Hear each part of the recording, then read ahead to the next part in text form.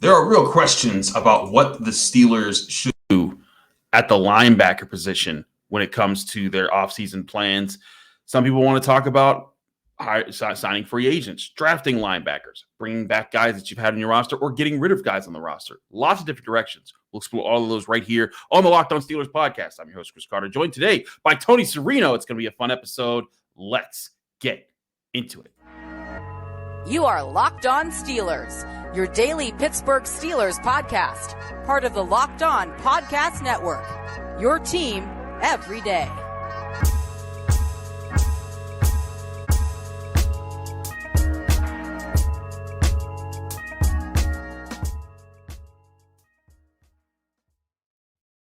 And welcome to the Locked On Steelers podcast. I'm your host, Chris Carter, bringing you your daily dose of all things in the Pittsburgh Steelers. As always, you can find this show anywhere podcasts are hosted, and especially on YouTube. Like this video if you saw it on YouTube. Subscribe to this YouTube channel to get all of your daily Monday through Friday episodes, as well as your bonus content. We thank you for making the Locked On Steelers podcast your first listen every day, because we're your team every day. And today's episode is brought to you by Ultimate Football GM. If you've ever dreamed about being an NFL GM and managing your own football franchise, this is the game that is definitely for you. You can download the game to your mobile device. To do so, just go to ultimate-gm.com or look it up in the app stores. Our listeners get a 100% free boost to their franchise when using the promo code LOCKEDON, LOCKEDON, no spaces, all caps, Locked On in the game. Go get Ultimate Football GM. We have an Ultimate Football GM. Tony Serino is back on the show. Tony, how you doing? Doing well. Happy to be back. Happy to talk some Steelers with you. It was a rough weekend for me. As everybody knows, I'm not a huge Bengals guy. So rough weekend, but we'll let that go. Let's talk Steelers today.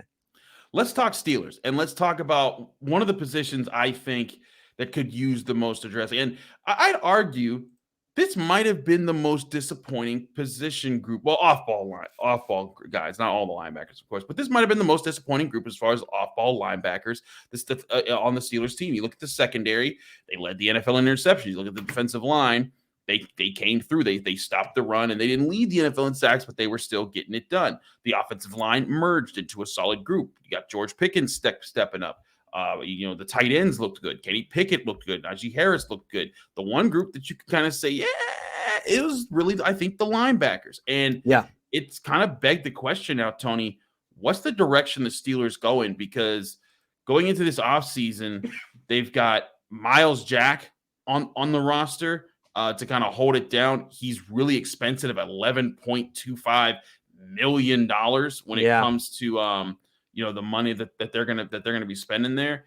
And then after that, I mean, they have a lot of questions. Devin Bush is supposed to hit free agency. Robert Spillane is supposed to hit free agency. You got Mark Robinson that's kind of sitting back there, but you're not banking on Mark Robinson to be your savior right now. What is the path that you see Omar Khan and the Steelers front office taking to get the Steelers linebacker room fixed for the next season? I think the first thing is they're going to re-sign Robert Spillane. I think that one is. I think that's very fair. Yeah, I think that's a sure thing. They like him so much, and for good reason, right? I mean, you watch him on tape, and he's a guy who just knows where he needs to be. This is a guy who, when it comes to the trust factor, right? Can the coaching staff trust you to be where you need to be? Robert Spillane is that player. Now, there's obviously deficiencies when it comes to the athletic profile, but I mean, that stuff is we talked about that in the past. I think that's number one. Then, you can't stand pat there. I mean, I don't think anyone's going to say, okay, you re-sign Robert Spillane and you run it back with Myles Jack and Robert Spillane and bing, bang, boom, right? You're fixed. Because to your point, this is a relatively disappointing position. Although I will say, look, Devin Bush never lived up to the hype of being the 10th overall pick in the draft. I agree. But he, look, people put basically every evil on the Steeler defense. Everything bad the Steeler defense does, like, well, Devin Bush. Look, I don't think Devin Bush was a bad player last year. He held down the fort this year. I mean, he was probably close to average, right? I mean, the worst thing to say about it is like just a guy out there. Look, before he was probably a deficient player. At last year, I think he was probably just average. Still didn't live up to the draft billing, but not someone who was out there actively hurting the defense. But regardless, I don't think he's back in any. I think at this point, you don't pick up a fifth-year option. He's got to go, right? Yeah. So the question becomes free agency, the draft. How do you want to address this one? I think it probably should be free agency. And then the question is, how much money do you want to spend there? I think when you look at the team and the way that it's structured right now, I think, corner, I think, offensive line, I even think receiver could all be things that they're going to draft So I think where you're going to spend money is you want to bring in someone who you can trust, and you do that through free agency, not through the draft. And if you're going for someone that you trust, this is an interesting, and free agency crops always change as soon as the whole season ends and teams need to start making their cuts. So you never know who might pop up out of nowhere. I actually predicted that Myles Jack would be a cut because, last year, because I was like, look, the Jaguars got a new coach. They're trying to go in a new direction. Mm-hmm. They're not trying to hang on to a contract of a guy who's a good linebacker and a good leader for them, but isn't worth the $20 million cap hit that he was going to cost them. That's why they let him go and the Steelers got him. I'm not looking at those guys just yet as far as who could get cut in that position. But I think the obvious name that everyone's looking at in free agency right now is Tremaine Edmunds, from the Bills. He didn't look great in that playoff loss to the Bengals, but he was a really good linebacker all year long. Of course, Terrell Edmunds' his brother, and we all know how the Steelers love to pick up brothers. And you'd have a guy who he is still 24 years old. He'll be 25 in May. He is a month older than Kenny Pickett. So, you're getting a very experienced player who is very athletic, can play the position well. He won't be extra elite. Like, he's not Fred Warner or Bobby Wagner or anything like that. But he will not be a liability, and he'll even be an asset to you. Mm-hmm. And you could have him for probably 3 to 4 years in his athletic prime. And maybe if you can work it out, it doesn't cost you $1 bajillion to get him. Is that the move you see here, Tony? Or do they need to kind of go and sift around for other kind of players who won't cost them as much because they have other things to address? Well, it's interesting because I think if we were talking about the Kevin Colbert era, we would say that there's not a chance. I mean, this is one of those, back in the day when Steeler fans every year would, they need to sign, I'm forgetting his name now, the corner that everybody wanted them to sign from Pitt. Darrell Revis, Revis. We got every year. We got it because Revis. I mean, to Revis's credit, he was a free agent every year because that man cashed in every time, and credit to him, right? But every year was like they got to get Revis. They got to get Revis. Like, look, that's just not how the Steelers operate. They're not the team that goes out and spends buku bucks, right? They're not resetting the market for a unrestricted free agent from another football team, because the problem here is that you end up in an overpay situation, right? It's very rare that you go out and get Tremaine Edmunds. I think you and I would both agree is the best free agent. Maybe Levante David is, but he's 33. He's 33. Yeah. Yeah. So it's like probably the guy who's going to get the most paid at linebacker this offseason is going to be Tremaine Edmunds. So if you're going to sign him, in all likelihood, you're going to sign him to a big contract. You're going to have to compete with the rest of the market, and in that way, you're probably going to have to sign him to an overpay type of deal. Is this the kind of defense right now? Is this the kind of team right now that needs to overpay? I mean, I think we can all agree, ever since Ryan Shazier, this team has been searching for that real game changer in the middle of the field. They haven't found it yet. Right? Yep. I mean, they thought it was going to be Devin Bush, wasn't that guy. Thought it could be Myles Jack in a career resurrection type of deal. I think Myles Jack had an okay season, although quite obviously the injury concerns that were there at the beginning of the season of this guy just can't hold up. I think we saw at the end of the year, injuries were a problem for him. He was fighting that groin injury, had to sit out some games. It clearly affected his play down the stretch. I think that to me is going to be interesting. Is does this team want to pay, right, for a long-term answer? I mean, I think if they do, it's because this team has gone so long without that guy. And I think Edmunds comes in, plug and play, like you said, 25 years old, still well within the prime of his career. I think the other option would be to get another, I know it's not a great option, but another stopgap, right? You could go out there and make the argument that maybe we'll get like a Levante David and throw him in this system, right? And put him alongside a Myles Jack. And okay, we still need a long-term answer here, but let's shore it up right now. So this isn't an issue for us for the next year, maybe two, maybe it's time to a 2-year deal or whatever that looks like. I think either case you could make an argument for, right? No, certainly. I think you could make an argument for that, because you could go and get a guy that you're like, hey, Tremaine Edmunds, you're going to fit right in. You're again, I wouldn't say like an all-pro type caliber guy, but he would be an upgrade. He'd be their best off-ball linebacker they've had since Shazier, I'd argue. And he also brings you the flexibility if he can help cover and he can stuff the run. And I also think with the way the Steelers use their linebackers, it might be more advantageous to him. And he would also fit right into the culture with Terrell Edmunds being around.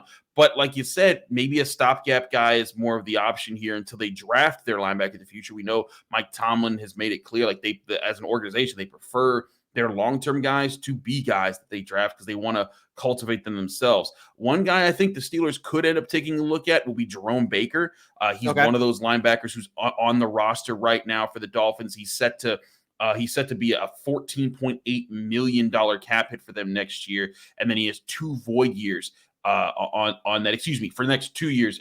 Next year he's 12.7, and then he's 14.8 in 2024. But then the 2 years after that, he has void years on his contract. And the reason I say that is because the Dolphins next year are in some cap troubles of their own. They have $16.2 million to clear before they even get back to even. They went and got Bradley Chubb, Teron Armstead, Tyreek Hill, Byron Jones, a lot of big players up in that mix. Xavier Howard. They got a lot of players that they got to pay. And Jerome Baker, I think he'd be like a Myles Jack-ish type of linebacker where it's like solid athlete, can help, won't be your X factor, but could be a reliable, like, hey, the buck stops with this guy here. I want to get more of Tony's thoughts on this in a minute here, but first, we do got to throw it to our sponsors, and it's a sponsor that I talked to you guys just about a couple minutes ago, and that was Ultimate Football GM. Now, Ultimate Football GM is the ultimate GM simulation experience that you can play right on your mobile device at any point in time. If you've ever wanted to manage an NFL franchise, this is your opportunity. You come in, you're the GM of a franchise. You can name what the team name is, what the colors are. You can pick where you're at, and then immediately you get right to work. Hire your head coach, your coordinators, your scouting department, your everyone under you. You can build facilities. You can build your stadium, make the draft picks, make the trades, everything you've ever wanted to do from a GM. You can do right here. And then as the season goes along, you can also choose if a player has a DUI or does something crazy out there. You can be the person that decides we're punishing them, we're fining them, all those things. It's just like the NFL. And when you're doing it, you go through 25 seasons. You can play it through a season in about 5 minutes if you do it right. I did 25 seasons. I won 19 championships. Can you do better? Prove me wrong and go download Ultimate Football GM right now. Locked On Steelers listeners are getting a 100% free boost to their franchise by using the promo Locked On. That's LOCKEDON as a code Locked On in the game store right now. And to download the game, go to ultimate-gm.com. That's ultimate-gm.com, or look it up in the App Store on your mobile device. Again, ultimate-gm.com. Ultimate Football GM. Start your dynasty today.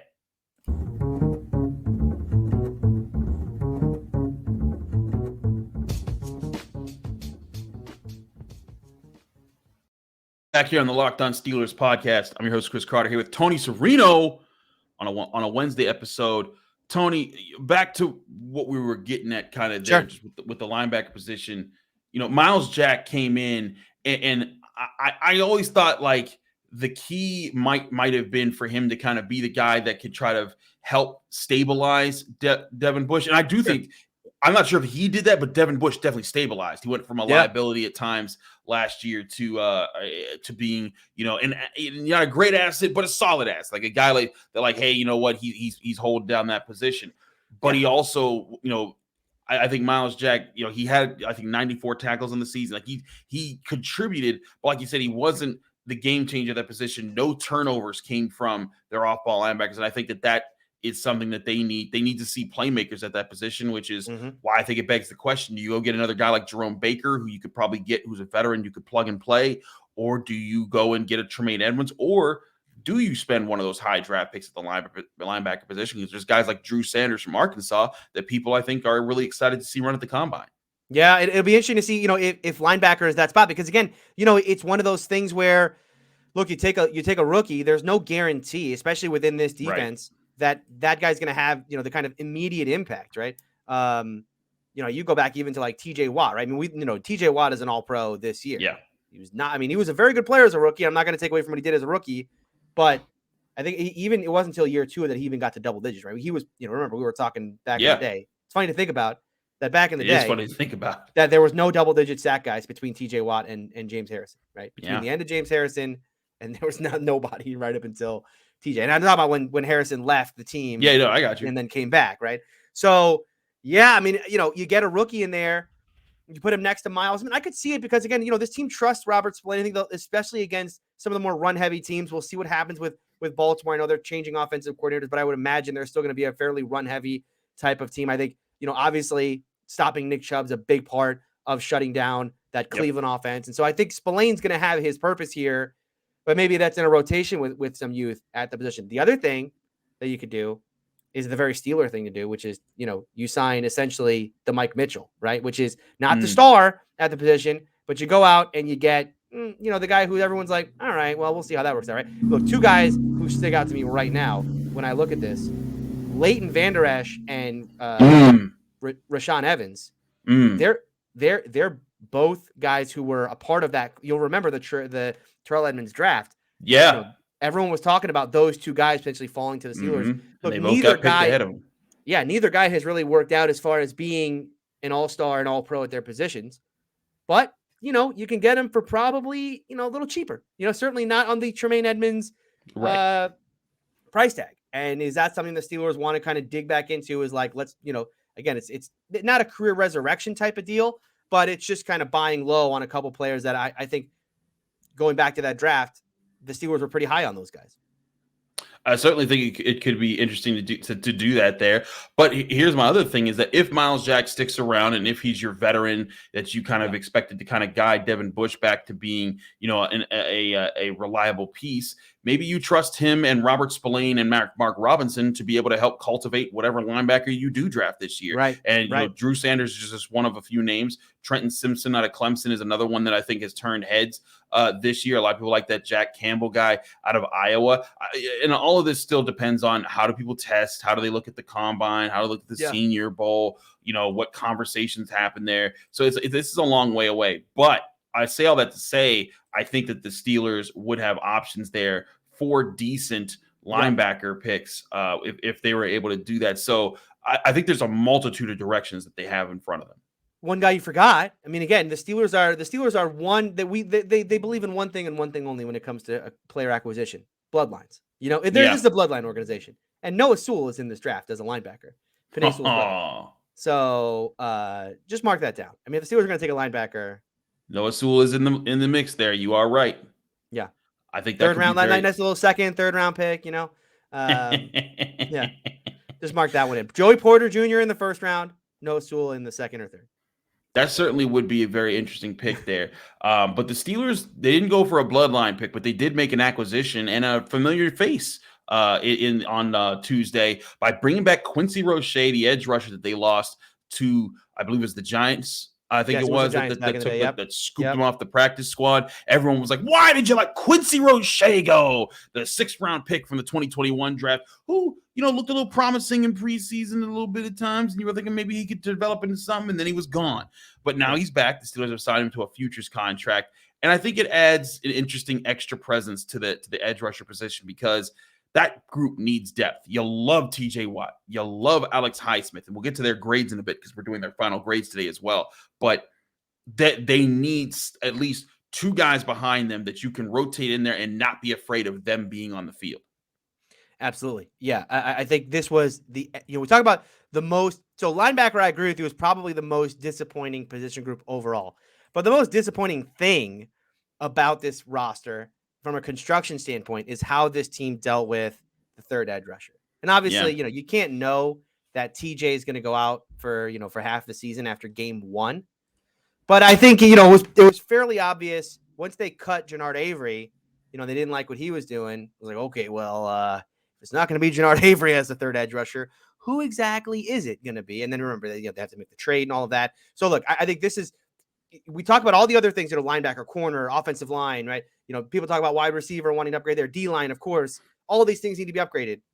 This team has to prioritize getting a third edge rusher. Now, whether or not Quincy Roche is that guy, I don't think we're ready to say that today. But they have to make sure that this team is far more comfortable going into 2023 at the edge rush spot beyond Highsmith and Watt. Highsmith and Watt, if they stay healthy for a year, awesome. They're going to be great. Maybe the best pass rushing duo in the National Football League. But TJ Watt's been hurt for 2 years now. I mean, let's call a spade a spade. TJ Watt spent 2021. Great. Set the sack record, all of that, but only played 14 games and was dealing with injuries throughout that year. Last year, obviously, you have the injury again. You can't go into another season believing, or you can't just go on the hope that both guys are going to play 17. You got to prioritize this. And so I think from that perspective, I think the Roche pick or the acquisition is a very, very good one, and probably need to have more of these as the offseason goes along. I would not rule out edge rusher as a position that this team should be looking at in the NFL draft, even in the earlier rounds. Not the first round pick and not the 32nd overall pick.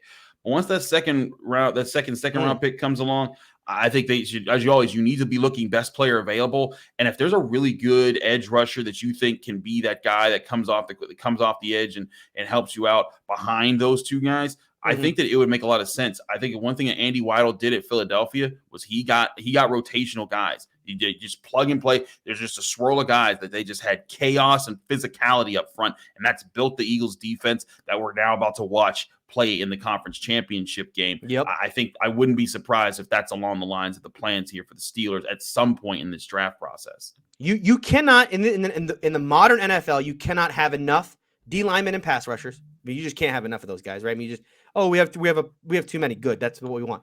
Can't have too many good offensive. I mean, can't have too many offensive because there's a dearth of good offensive linemen in the National Football League. So if you can get five good ones, you've got the best offensive line in the league right now. And I think wide receiver is another one. So I think for the Steelers, prioritizing edge that early. While it may not. While yes, people are gonna hoot and holler about, hey, why didn't they address corner? Why didn't they address D line earlier enough? But edge rusher being that early, I'm 100% for it because, like I said, you just cannot have enough of these players the way the modern NFL is played.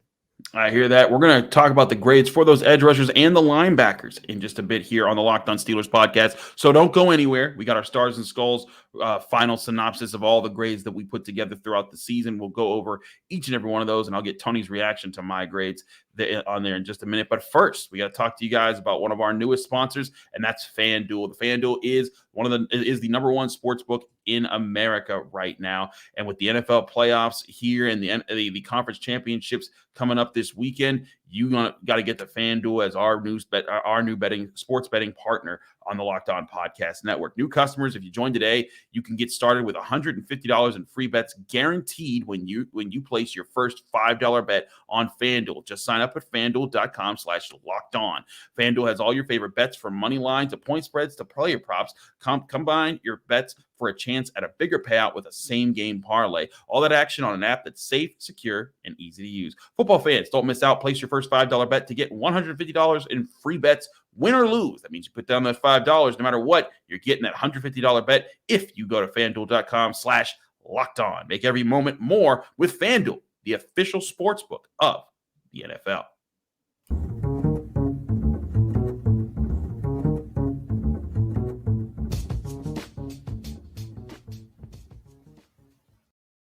Back here on the Locked On Steelers podcast, I'm Chris Carter. He's Tony Serino. We're talking Steelers linebackers. Let's get into some of these grades that we had here. I'm going to start with the guy that was supposed to be the third edge rusher. He was okay, but he didn't do anything great, and that's Malik Reed. Throughout the year, I gave him 4 stars and 6 skulls. Okay. Now, it was nothing crazy, but it was just there were some games, especially early on, where I think it wasn't as much of his fault as much as it was just like, hey, man, you got to hold it down as a starter, and you weren't holding it down, and you was getting beat at the point of attack, and teams were taking advantage of it. But when I look back at the grades that I gave him week by week, Tony, he really, like the rest of the team, he picked it up a little bit once things started to settle down, and he could kind of be that backup. I gave him, I think, a 2-star grade against the Saints when he was able to step in, and help in that game. I also gave him a star against the Falcons, and that was kind of where he was getting some of his positive grades. But I also felt like, if he's the backup edge guy, it's okay, just not great. I think that he'd be fine if he was like the 4th option there and they had a 3rd option ahead of him to kind of be the first guy that comes off the bench to help the edge rushers and keep the pressure on. Yeah, exactly. I mean, I think it's we talk about Devin, right? And it's like he never lived up to the, how they acquired him, right? The 10th overall pick. I mean, the problem for Malik is that, there was such it was so clear that the third edge rush spot was such a problem for this team early on. He gets traded for, right? So the Steelers gave away assets to get him. It's like, okay, now he has a certain level of expectation. And I think, we can both agree, right? I mean, he just, he didn't live up to those expectations. Yeah, absolutely. Even if he wasn't an awful player. I think, the worst thing you'd say is this guy didn't even suit up the last couple games, although that had much more to do with who they were playing, right? The matchup specific stuff about him and his deficiencies as a run defender. Like you talked about the trust factor in that one. The Steelers were gonna employ a different game plan in that one that was far more dependent on the run defense, and Malik Reed just didn't figure in there. So I think it's a fair grade. You said C. I saw C- on there. I think that's fair. Yeah, C- for Malik Reed. I thought that. Let's go to the next edge rusher, and it's not the one that everyone thinks I'd go to second here, but it's the guy who had the second highest grade here, and that's TJ Watt. I gave him 13 stars of the year, just one skull. I felt there was only one game where I felt like his mistakes kind of outweighed what he brought to the table. But of course, this is hindered, of course, by his injury, as he was hindered all season. The final year grade B+ with having 12 stars over 12 more stars than he had skulls. I thought TJ Watt, he really started to pick it up. And if you look back at the year, he was averaging 2 pressures a game in his first 4 games back for the Steelers. He was actually averaging 5 pressures a game in his last 2 contests. Yeah. I really think he was picking it up, and that if he can stay healthy, Tony, I know that he missed a few games in 2021, and then he missed 7 games in 2022. But if he can stay healthy, I think he's still that dominant force that's a defensive player of the year candidate. And like you said, with him and Alex Highsmith, who we'll get to his grade in a second, I think that they become the most terrifying duo in the NFL. No, I mean, TJ was kind of turning a corner health wise at the end of the year. And like you said, you could just feel like, it was one of those. I think it's why it's kind of disappointing this team didn't make the playoffs, because not to say that they would have made any kind of run, but they were dangerous because of the fact that like Kenny was getting better, this offense was getting better, and defense starting to look the defense again, especially TJ. So I'm with you. I think it was rough a little bit, maybe right after he came back a little bit. Clearly, injury still bothering him a little bit. But even still, like TJ was still TJ. And what's really tough about TJ's season is you look back at what he did in that first game of the year. I mean, this could have been a special season for him. Really could have been. I mean, if he was healthy the whole year, what he did in that first game was monumental. He was eating people alive. Let's go to the guy who did eat people alive for pretty much the entire season, and that was Alex Highsmith. I gave him 21 stars when I look back at all my grades in the season, and only 2 skulls. That's the thing. Even when TJ Watt was out, yes, he wasn't a game wrecker in a lot of those games, but he also wasn't alive. But like, I couldn't give him bad grades. But when TJ Watt came back and defenses couldn't just say, hey, that's the edge rusher, we need to stop every play, he took every advantage of it. And that's where I think that he got most of his highest grades when I look back at his grades in the year. He was also phenomenal in the opener with TJ Watt. I gave both of them 3-star grades in the opener. And then just there were a lot of games where he had 1 star, 1 star, 1 star. And then eventually in the second half, he started picking up with a 2-star against the Colts, a 3-star against the Panthers, a 2-star against the Raiders, and then finished strong, I thought, against the Browns. I gave him another 3-star grade there. Monster. I think Alex Highsmith, he's really made the case to be a guy that should get paid on a roster where the Steelers are trying to reform some things and figure out who are the guys they need to pay for the long term. Yeah, I'm interested to see what happens long term with him, because I think obviously this was a true breakout year. I think he had 14.5 sacks was the number. The only thing I worry about with him, and anyone who watched me on AFC North Talk will know, like I'm the pressure guy on AFC North Talk. But I think for Alex, it's about that consistency, right? When you look at the sack number, that's good. It's obviously a great number. I think he was top 6 in the NFL when it comes to total sacks. But my problem with grading edge rushers just on the number of sacks they got is it really does whittle down, players' full season. We play 17 games. We go, okay, well, he was really good on 15 of those plays. Like, he plays a lot. This guy plays 1,000 snaps. He wasn't just impactful on 15 of them. And that's where I think pressures can give you a better sense of the consistency with which, he's able to get to the quarterback. And the only problem for me with Highsmith is you look at those top 6 players, the guys who are the best in the NFL at getting to the quarterback, the top 6 sack guys, they all have far more pressures than Highsmith did. But again, I don't know that I would consider Alex Highsmith the top 6 edge rusher in the league. He's very clearly, though, a player worth investing in. And I think the Steelers will probably give him a contract, just a matter of what that contract needs to look like from a monetary perspective. Absolutely. Let's get to the off-ball linebackers guy, and we'll do this a little quicker because we are definitely getting past our mark of where we want the show to end. But let's start with the easy one. Mark Robinson. I thought he came in really at the end of the season. It's not really fair to get too harsh about any of the grades. He had 1 star, 1 skull in the season. That's a C. It's just, hey, you came in as a 7th round pick. You contributed a little bit. You saw some flashes. I think it's fine that he's where he's at right now as a 7th round pick. The fact that you got in there and all good things, I just gave him a C. Yeah, it's like this guy's the second coming of Kendrell Bell after the Ravens game, and then after the Browns, you're like, oh right, he's a rookie. Okay. He is a rookie. Like he can get beat. But that was that there. But Robert Spillane, and I think this is interesting. I also gave him a C because he had the same exact amount of stars as he did skulls. 7 stars, 7 skulls in the season.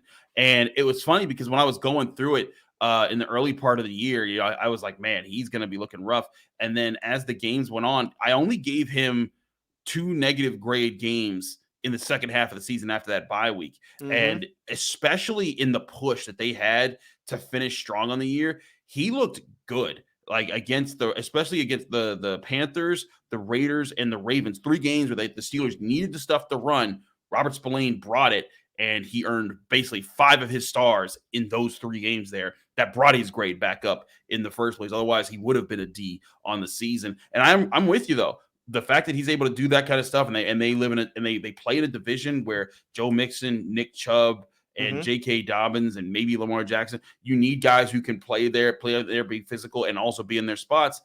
I think it makes a lot of sense to you because no one's going to pay big money for Robert Spillane. Bring him back on a very light contract and keep rocking with him as a depth piece.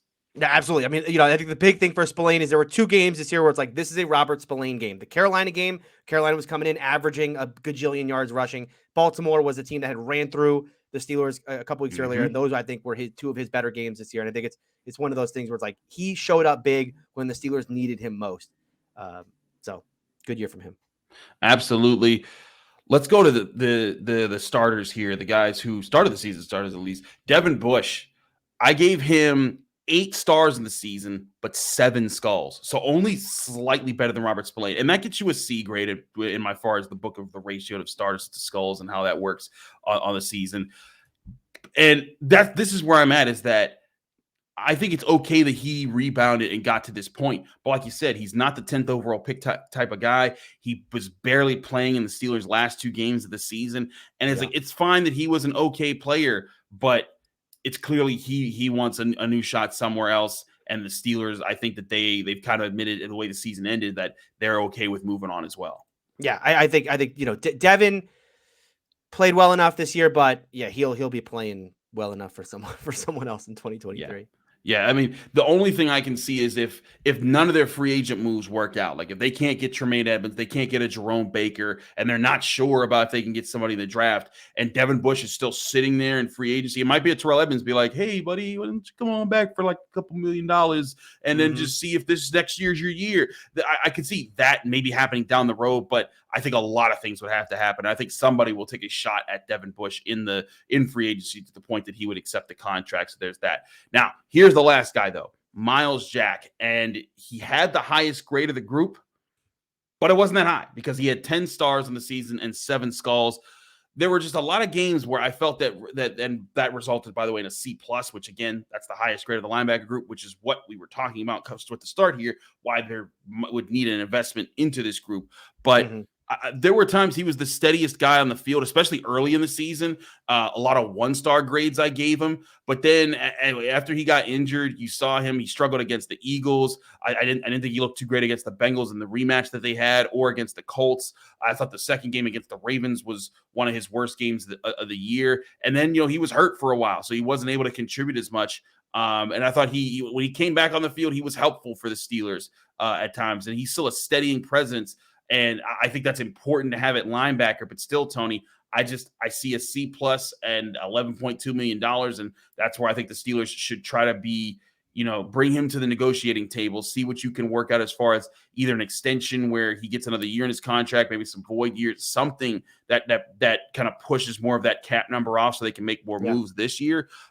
Because I find it a hard time paying that much money for that type of play if that's what you're going to get next year too. Yeah, especially, I mean, it's injury stuff, right? I mean, one of the stats I like to look at with linebackers is stops, which is essentially a measurement of how many tackles did you have that made for an unsuccessful play, using success rate as a metric, and saying how many tackles did you make that resulted in an unsuccessful play for the offense. To give you some context here with Myles, weeks 1 through 7, going up through that Tampa game, which is where he probably had the injury, he was registering 3+ stops per game. he didn't have 3+ stops in a game after that. In fact, Yeah. he had a bunch of 0, 0, 2, 1, 0, 0, 0, 0. I mean, very clearly, this was not a player who doesn't have, he's still a very good player. He's just very injured. And I think it's very evident that just not a guy you can count on for a 17-game thing. So again, when we go back to the idea of, do you want to get youth here? You want to have someone you can work in, because boy, if Myles gets hurt, now you're going to have to go with Robert Spillane and a rookie. Is that where you want to be? Do you want a veteran who you can trust in that spot? It's an interesting situation, and how Omar Khan and Andy Weidel deal with the Myles Jack situation and his contract will tell us how they're going to approach free agency in the draft as well. Certainly, I think it will be a big tell to see how they do things there. I also think it could be very interesting to see, like, if let's say they're in a situation where you get a rookie and it's Myles Jack, Robert Spillane, the rookie, and Mark Robinson. Those are your linebackers. Maybe you bring back Marcus Allen or something like that. Mm-hmm. I do think it could be very interesting to see if you get a rookie who's athletic enough to cover and to kind of do the things that you were hoping Devin Bush would be able to do, the speed, then you get back to your traditional Mac Bucks type of linebacker duo that's off ball. And then, of course, you're also doing other things as the Steelers. They're not just a 3-4 defense anymore. They deploy so many different looks. They're basically living in a nickel half the time. Sub package all the time. Sub package is the new base defense. Exactly. So it's like you might not need to have as many linebackers on the field all the time as you're thinking there, and maybe the rookie linebacker, this would be an easy way for them to fit in. Is this like, hey, we're putting you next to this guy. Just let them kind of guide you. They're going to call out the shots. They're going to have the green dot. All you got to do, they're going to point, you hit. And that's kind of what you do. You hit and you cover, and that's what you get. If they can get a guy like that, I think that's an asset. But here's the other thing. They go get a vet who can be the green dot guy next to Myles Jack and Robert Spillane, because Robert Spillane also took green dot responsibilities at the time this year. You could have guys that they know the defense and they're doing what they're supposed to do. I just think that there's a lot of rooms they need to make a move here. But the good thing is I think that with their cap situation and the money that they're going to be able to kind of push off and get, increase their cap with, they have a lot of different things that they can do with the cap and the linebacker class this year.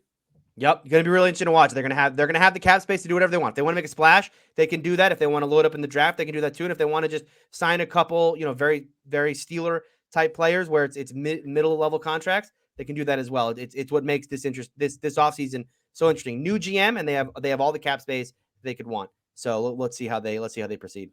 Absolutely. We'll see how they proceed. Those were our linebacker grades. Well, my linebacker grades. I don't want to put that on Tony. So that Steelers just disagree with everything you said. Yeah. Myles Bush Jack calls was you up. Trash. Robert Spillane is the greatest line. No. You are a silly goose. Thanks so much, Tony, for joining us. Let people can find you, follow you, and get more of your work. Yeah, you can find me. Unfortunately, you can find me still on AFC North Talk doing 2 shows a week because we have to do a review and a preview show. Can I please go down to 1 show a week? Please, Pat Mahomes. Everyone, I need you to just take a moment, pray for Pat Mahomes' ankle, okay, please, and then pray for me. But yeah, you can find AFC North Talk on YouTube. We do it live every Monday and Friday, 5 p.m. Eastern. And you can find me on my YouTube channel, Steeler Country with Tony Serino. And of course, here on Locked On Steelers with my friend Chris. Absolutely. Thanks so much, Tony. It's always a pleasure to have my friend on the show. You're that guy. I'm Chris Carter, the host of the show. You can find me on Twitter and Instagram at Carter Critiques. You can read my work at the Pittsburgh Post-Gazette, where I cover all things Pitt sports. Pitt basketball takes on Wake Forest Wednesday night. I have a piece about the 35th anniversary of Jerome Lane's Send It In Jerome dunk that you'll probably want to check out. Go to post-gazette.com to check that out. You can check out this show, Locked On Steelers, on Apple, Spotify, Google Podcasts, Odyssey, and YouTube. Appreciate everyone who checked this out. Give us a 5-star review with a positive comment on Apple Podcasts, and you get a shout out at the end of the show. Back tomorrow talking more things on your Pittsburgh Steelers right here on the Locked On Steelers podcast.